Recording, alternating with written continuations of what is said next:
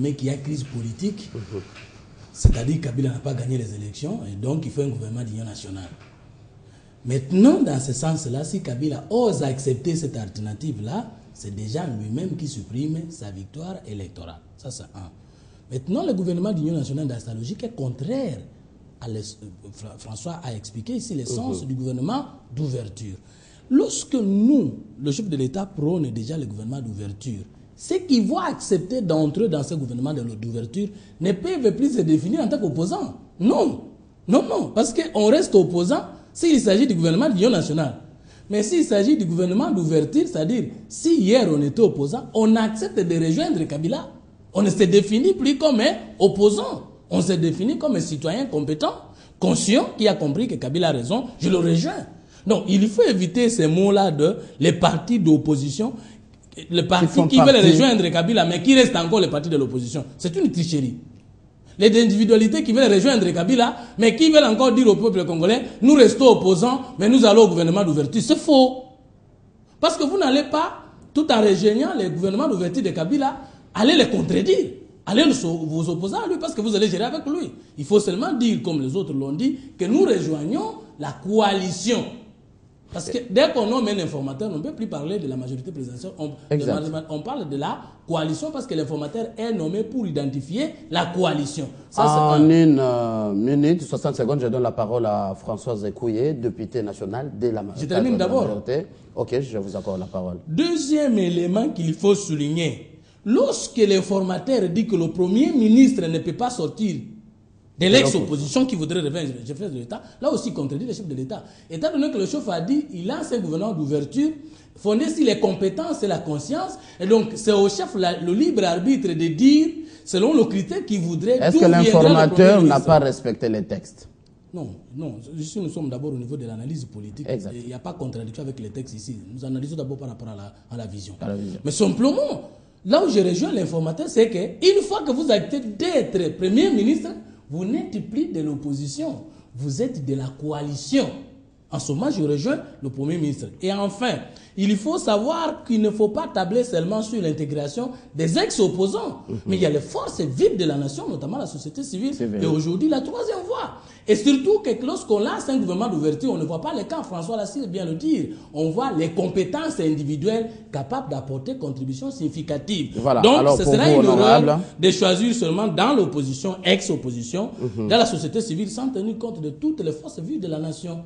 Est-ce que vous ne donnez pas l'occasion, honorable, d'assimiler à mes mots propres l'incapacité de la majorité de gouverner sans les autres tendances politiques? Oui, en fait, c'est ça le problème. En fait, cette ouverture, en tant qu'option de prendre un Premier ministre qui viendrait de l'opposition, même si constitutionnellement, ça ne pose pas de problème. Parce que ces Premiers ministres viendraient donc s'ajouter à une majorité parlementaire que nous avons et serait donc membre de la majorité parlementaire et de droit constitutionnellement, il peut être choisi Premier ministre. Mais là où le problème se pose, c'est du point de vue politique. Ça voudra dire que ça ne sert plus à rien d'être dans une majorité ou dans une opposition parce que où que l'on soit, on peut occuper de hautes charges de l'État. Ça, c'est un danger parce qu'à ce moment-là, le clivage opposition et majorité va tomber. De deux, ça servirait à quoi pendant une campagne électorale de se battre contre un programme pour que demain, on en devienne l'exécutant. Et il y a un dernier problème, c'est un problème moral. Comment on peut se regarder dans le miroir en disant « Hier, j'ai combattu le programme de Kabila et c'est moi qu'on choisit pour le mettre en œuvre. » Donc, je crois qu'en politique ou en tant qu'être humain, ça pose un problème. Il faudrait donc, logiquement, du point de vue éthique, que le Premier ministre sorte de la majorité parlementaire qui soit celle qui a soutenu les programmes du chef de l'État pendant sa campagne, qui a gagné les élections avec lui, qui a conçu son programme de gouvernement et qui est mieux à même de les mettre en pratique. C'est de remercier ceux qui ont travaillé.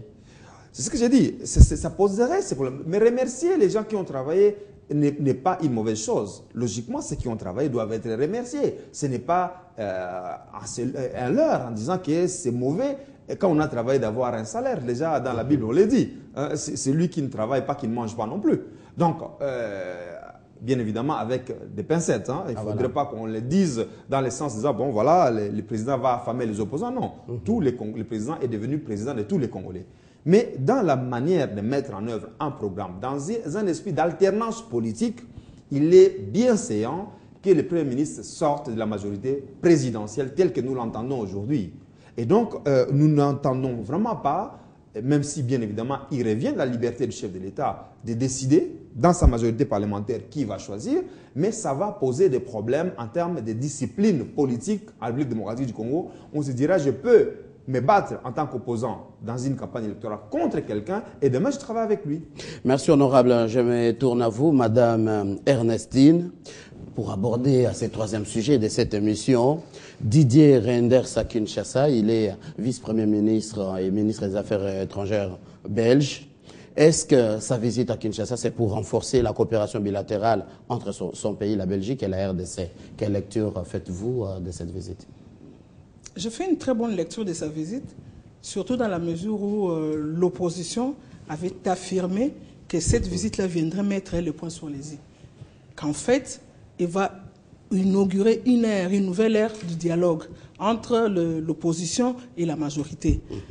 Mais lorsqu'on a suivi les vice-premiers ministres et ministres des Affaires étrangères, on a compris que, en fait, c'est pour renforcer le rapport, sinon la coopération qui existe entre le Congo et le Royaume de Belgique. Et en plus, il a mis particulièrement un accent sur les prochaines élections. Voilà. L'appui du gouvernement belge aux différentes échéances que nous aurons ici par la suite, les provinciales, les locales, municipales et tout. Et il a mis un accent tout à fait particulier sur la CENI. Voilà. Voir dans quelle mesure essayer de restructurer la CENI et surtout dans la partie qui concerne la compilation des résultats. Alors, que dites-vous de cette opinion et une partie de la presse en RDC qui croit qu'il est venu légitimer les pouvoirs un peu contestés en RDC? Je crois qu'il faut qu'on fasse la part des choses. Il n'y a pas de pouvoir à contester. Il n'y a pas un pouvoir qu'il est venu légitimer. Parce que ce pouvoir, il est déjà en lui-même légitime et il est en lui-même légal. La tendance à dire aujourd'hui qu'il y aurait deux présidents dans la République démocratique du Congo, ça c'est tout à fait une façon erronée d'une partie de l'opposition de penser qu'on peut gouverner dans ce qu'on veut, une république, ça veut être une république de droit, gouverner comme l'on veut. On ne peut pas gouverner comme l'on veut, on ne peut pas non plus organiser les pays comme on veut, on ne peut pas faire des élections et un individu venir et dire que ces élections-là, moi je les annule, c'est moi qui suis président de la République. Je crois que c'est aussi ça, le grand apport. Au moins, la venue aussi des choses de M. Didier Reynders a quand même équilibré les choses. Parce que vous avez vu de l'autre côté de l'opposition, carrément, c'est l'invitation qui leur avait été accordée, enfin, leur avait été donnée. Ils ont carrément refusé de répondre. Alors, c'est justement la question que je vais poser à Fumutoto. Invité de Didier Reynders, Tshisekedi décline l'offre. Quelle lecture vous faites de ça? L'UDPS demeure le vrai parti de l'opposition? Avant de répondre à cette question, je voudrais préciser que le poste du Premier ministre est avant tout plus technique que politique. Voilà. Parce que Pharaon avait choisi Joseph Premier ministre, mais Joseph n'était pas de son entourage. Il s'agit d'avoir un gouvernement de ce que nous voulons. Et pour avoir un gouvernement de ce que nous voulons, il faut avoir l'homme capable d'interpréter la vision du chef de l'État. C'est en contradiction avec ce que l'honorable vient de dire. N'est pas sorti de la majorité, c'est-à-dire de l'ancienne majorité, mais quiconque deviendra Premier ministre ne sera que de la coalition parlementaire parce qu'il doit rejoindre au préalable la politique et la vision du chef de l'État. Il ne sera plus opposant au chef de l'État. Un mot quant à l'opposition naturelle, un instant, oui. Quelques secondes à l'honorable. Oui, en fait, je pense que le problème n'est pas technique, il est politique. Nous devons penser de quelle démocratie nous voulons. Est-ce que c'est une démocratie de débauchage, entre guillemets, parce qu'on nous les reproche? Aujourd'hui, au sein de la majorité, on nous reproche de fragiliser l'opposition. Il n'y a plus d'opposition. Telle n'est pas notre intention. Nous voulons qu'il y ait un pouvoir qui exerce et il y ait des contrepoids réels.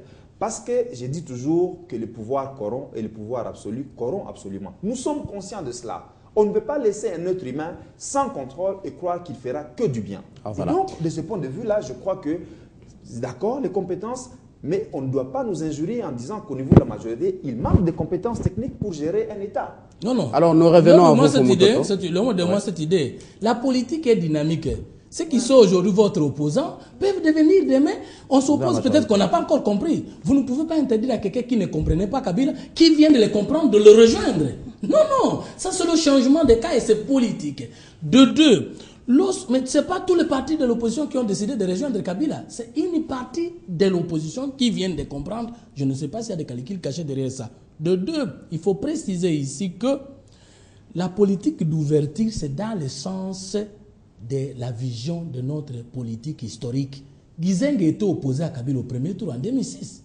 Ça n'a pas empêché au Palou d'occuper la primature.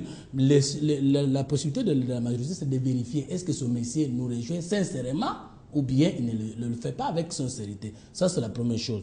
Et l'autre chose qu'il faut savoir, c'est que le chef de l'État doit remercier ceux qui ont bâti campagne pour lui. Ça, c'est évident. Il n'y a pas de problème. Parce que le vrai conflit, c'est à ce niveau-là. Hein. Nous l'avons soutenu, il a gagné. Mais pourquoi il doit, c'est de faire de nous pour donner le gros poids aux autres. Mais surtout qu'il faut savoir, quel type de nom on va nous proposer? Est-ce que ce sont les anciens noms de la majorité qui n'ont plus la confiance du peuple à la primature ou bien des noms nouveaux? Ça aussi, c'est un débat. Et nous devons aujourd'hui avoir la chance d'éclairer.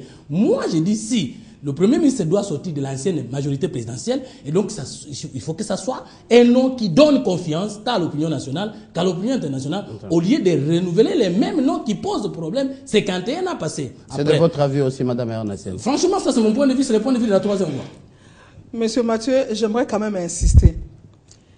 C'est vrai, la politique est dynamique. Hier, on était de l'opposition et aujourd'hui, on peut aller dans la majorité. Dans la majorité. Et puis, revenir encore dans l'opposition si ça ne marche pas. Non, c'est pas dans ce sens-là que j'aimerais dire. Je crois que lorsque vous avez lu le rapport de l'informateur, il a classifié l'opposition en 3 classes, si je peux m'exprimer ainsi. L'opposition tout à fait radicale, celle qui ne veut pas s'ouvrir, l'opposition modérée, et l'autre partie de l'opposition qui a répondu à l'invitation, mais qui n'entend pas entrer dans le gouvernement, mais qui quand même a donné ses avis, a déposé même des mémos. Moi, je pense... C'est une tricherie, madame. On ne peut pas dire qu'on accepte la politique d'ouverture et qu'on ne veut pas avoir de poste. S'il y a une ça, c'est une tricherie, nous devons le dire. Non, moi, je pense que le Congo... Les soucis du Congo, les soucis du Congolais, du peuple congolais, c'est un souci primordial. On peut avoir été dans l'opposition, on se rend compte que les calculs que nous avions faits n'étaient pas de bons calculs. Justement. On fait une analyse, on se rend compte que du côté de la majorité, particulièrement le travail que Joseph Kabila Kabange a fait, c'est un travail qui mérite d'être appuyé, puisque les soucis, c'est les Congolais. Alors, il faut qu'on arrête des discours, sinon des querelles stériles où on se dit, non, nous sommes dans la majorité, nous ne voulons pas un gouvernement d'ouverture. Parce que le président, lorsqu'il a décidé, lorsqu'il a parlé du gouvernement d'ouverture, parce qu'il s'est rendu compte, il ne faut pas qu'on se le cache, il s'est rendu compte, il connaît sa majorité, il a vu 2-3 insuffisances, et en regardant de l'autre côté, il s'est rendu compte qu'il y a des technocrates, il y a des politiciens qui méritent. Ce sont des Congolais. S'ils acceptent, parce qu'on ne les a pas forcés. Voilà. C'est ça le grand problème. C'est un droit. Ceux qui ont accepté, et ceux qui refusent. Terminons cette émission.